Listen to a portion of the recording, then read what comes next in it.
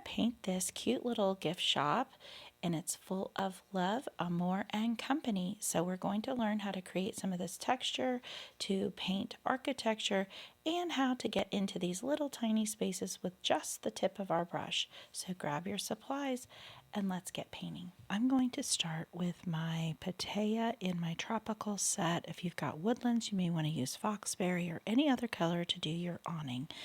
So I'm going to carefully come in here and follow these lines in the stripes of my awning as best I can, and I can leave a little bit of the white of the paper if I want, but I'm going to pull toward myself and kind of, if you aren't able to do it very accurately, you may want to turn your paper just to get that bottom line as straight as possible. You can also just, if we want to come across here and do our little scallops in red, it'll make it easier for us as we do these stripes because we won't have to worry too much about that bottom line. We've done a couple different versions, and I think for this purpose of you kind of learning how to do it, I didn't mean for you to actually paint the scallop just yet, but I wanted to show you that you may not have to be as worried about that bottom line on your stripe. I'm dipping my paintbrush into the paint every single time I'm creating a stripe just to make sure there's enough pigment on my brush. These are a little bit light pink, so I'm going to carefully go over those lines there and do them every other one. If you start at that edge, I've created the stripes so that you'll end up with the two ends being in color versus having that end up on a white.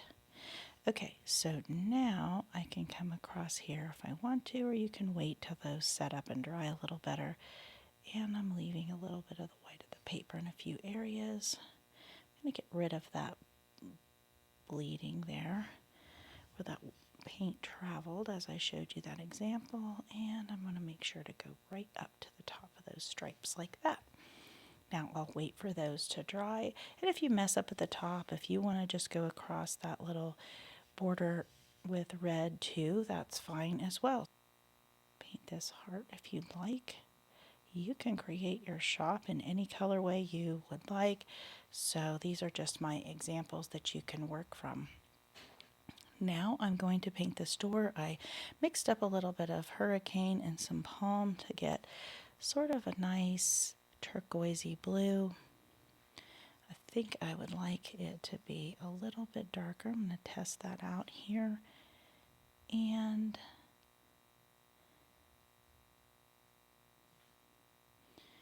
you could do a pink door,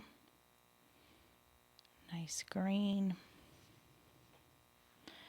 It's completely up to you. I always wanted to own a gift shop one day. I just love all the little trinkets and things that you can find at a cute boutique, especially as we travel, find some neat little places around the country with fun finds. And so I loved the little idea of this shop. And because we're thinking about love, I kind of made it a little bit of a heart theme. Whether it's for Valentine's or a birthday, we can buy cute little things for our family. Okay, so we want to go mostly left to right, so I'm going to start working on some of these little baskets. This is like a tiki and coconut mix if you've got your tropical set. And I'm going to come in here and follow some of those lines in that basket. And for this pot down here, I didn't mix this up already, a little bit of hibiscus and tiki, or an orange and a brown to kind of get a terracotta type color. So I'm going to come in here and kind of do around the outside of this vessel and then leave some white of the paper for right now.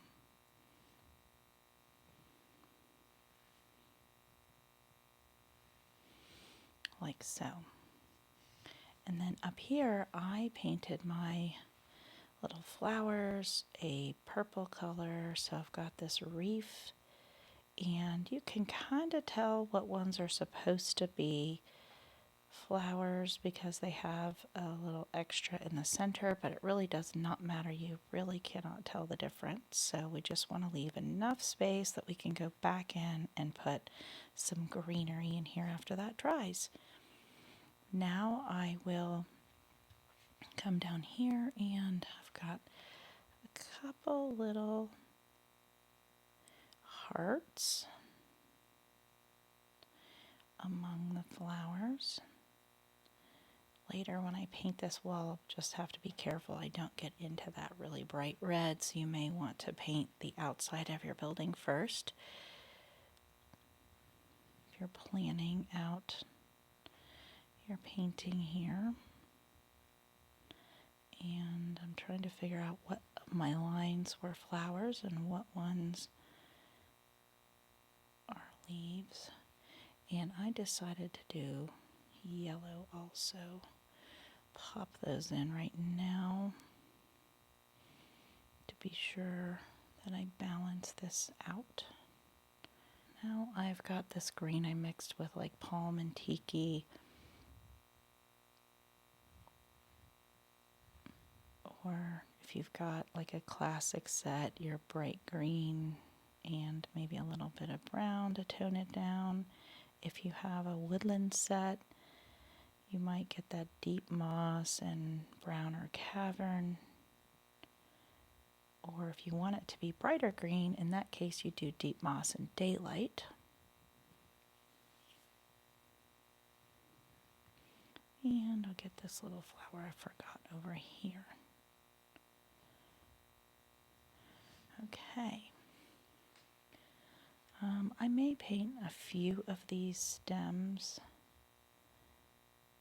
but that line will be way thicker than the drawn line, so you want to be careful that you practice drawing lines first so your hand doesn't get too heavy there. I'm going to go ahead and put the green into my basket if your purple or whatever color you used is dry, and just tap in, not following the lines. The lines are there just for the eye to kind of make out what it is. And we'll do the same thing over here. I use the same red, and it looks like maybe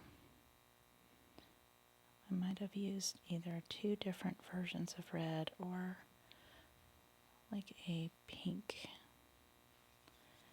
sunset. So I'll come in here and get the reds. And this is teeny tiny, so I hope you have your glasses if you need them. Just using the very tip of my brush and slightly filling these in. Now I'm going to use this sunset and see if that adds a little bit of variety here. Similar color as the door to do this pot right here. Take a little bit of this glass color, which I used ocean, and a little bit of water there, and I'm going to come in here and kind of, actually it's a little bit pigmented, I'm going to pull a little bit of that back and put the glass in there and let that dry, and then I'll go over it.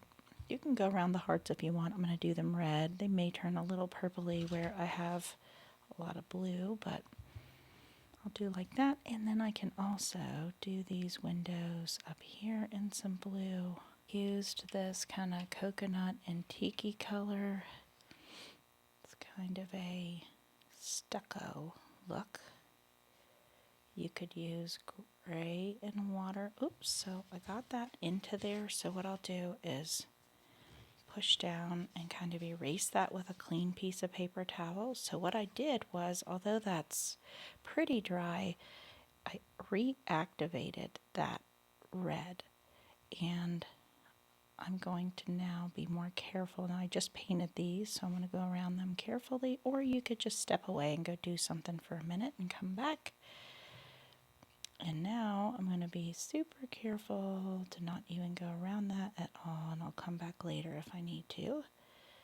And same thing around this red heart I had mentioned earlier in the flower pot. So if you want to, after you're watching this video, decide I'd rather just paint this whole building first so I don't have that problem, that would be smart. Just wait till it's completely dry before you do that stripe right there. Okay, and now didn't paint that chair for that reason too, so I don't have to worry about activating that. Getting in between there. It's best if you can kind of use the same dip with all of that so that you get the exact amount of pigment. And I'll add a little bit more up here. Maybe just go ahead and kind of see if I can get a little more pigment and kind of start to build up a shadow there. So my trim is white here in my little shop. I'm going to add now this green. Now that these should be dry, the stems and some of this, the leaves inside of this plant, so that it's nice and clean. And I decided to do this pillow with a bright heart, and the pillow is going to be just a white. If it's a color, you may want to paint it first and then put the heart in afterward.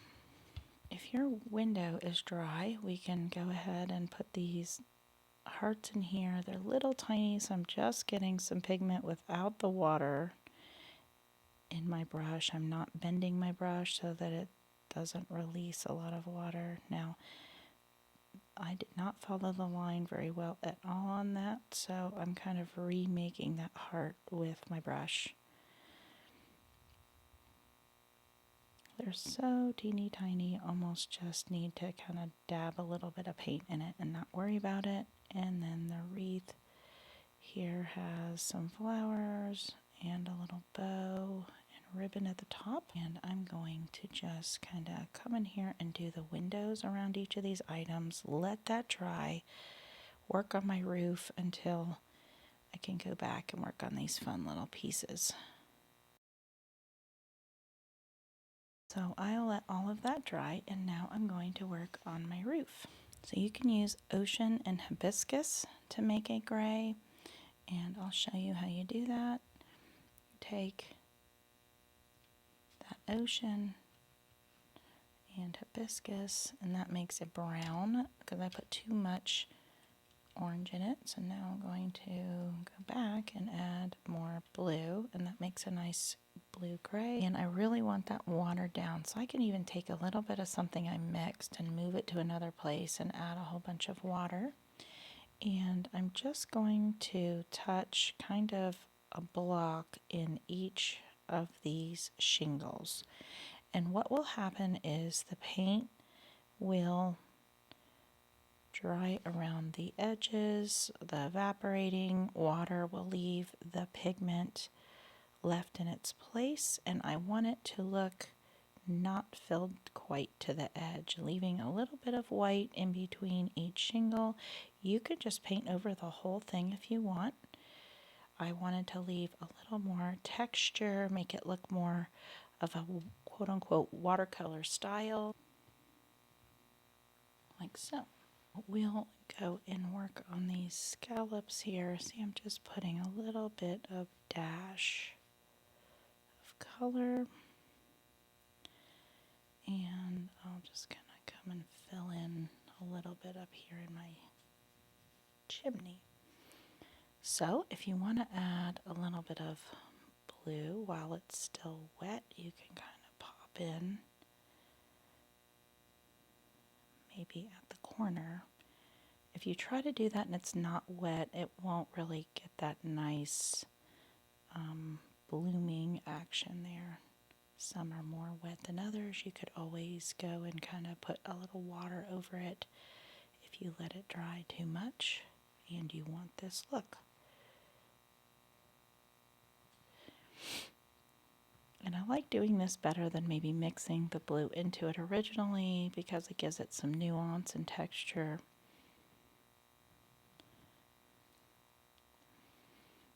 Okay, and now I'm going to take a little bit of this gray. Either you're using a black you've added in with water, you have it in your kit at home, and test that out a little bit. And I'd like to kind of have enough of that and sort of go under this scallop edge as a shadow. See how that turns out when it dries. I'm going to wait for that to dry. I'm going to put a little bit of a shadow now that the wall is dry over here across the top of that, and I'll put in a few shadows sort of under here, very watered down.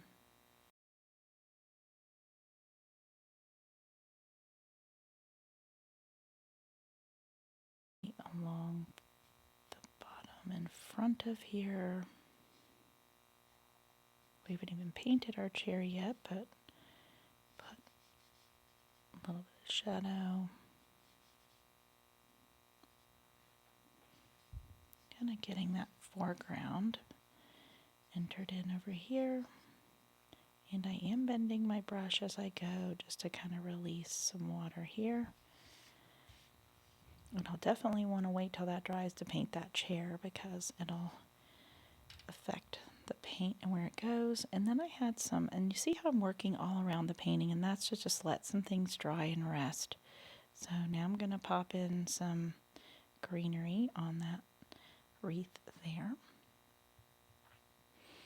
And I'm going to paint this bird a nice little pink color. Maybe it's a cardinal, maybe it's just a pretend bird. I'm going to, he's singing love songs over here.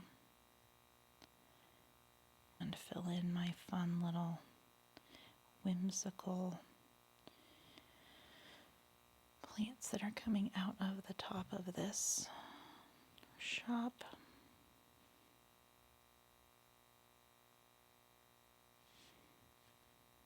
That's the fun thing about art. It doesn't have to be real.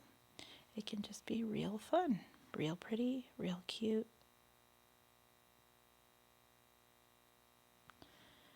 And I'm not filling the whole petal in there.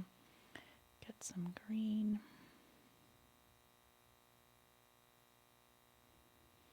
And I left the pen lines there for whimsy and fun. Going to put a little bit of blue across the top of that chimney to make it pop. All right, we only have a few things left down here in our shop, so let's start just creating what we want. There's a few books in here, so I'm going to take this turquoise color and create a book here. I'm going to make this flower pot. This turquoise. Maybe this book will be a brown. We'll paint this like so. I've got a lot of water in my brush, so it's not as accurate in its lines, so you'll just have to navigate that at home too.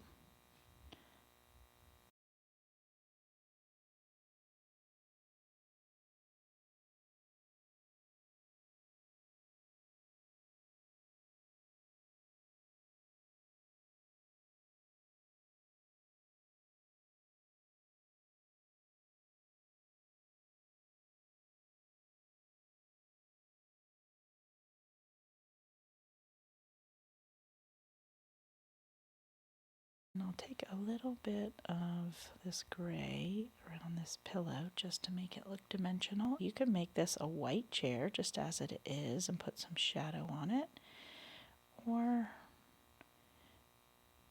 kind of this funky wood.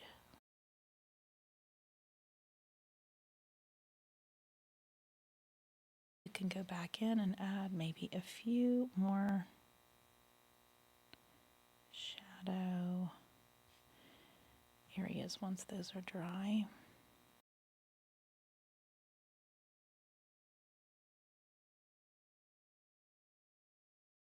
Now we have our cute little gift shop.